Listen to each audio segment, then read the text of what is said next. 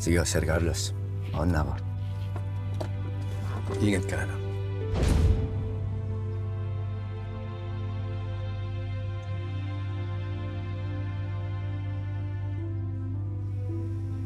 Ano yung tinawag niyo sa akin, sir?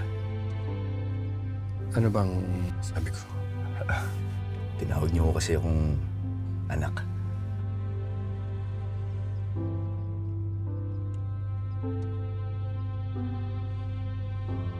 Naalala ko lang yung anak ko sa'yo at halos kasing edad mo siya.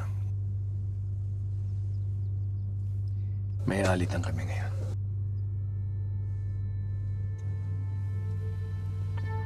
Ganun ba, sir?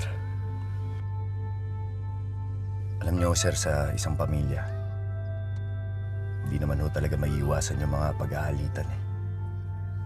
Pero nakakasigurado ako na magkakaayos kayo ng anak niyo.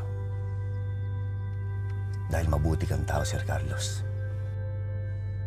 At naniniwala ako na mabuting tao rin noong anak niyo.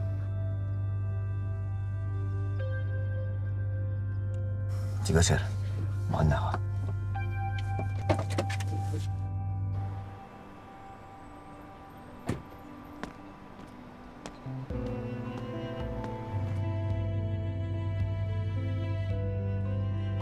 Ayos lang kayo sa inyo. Wala namang problemang tawagin ka na. Mas bata eh.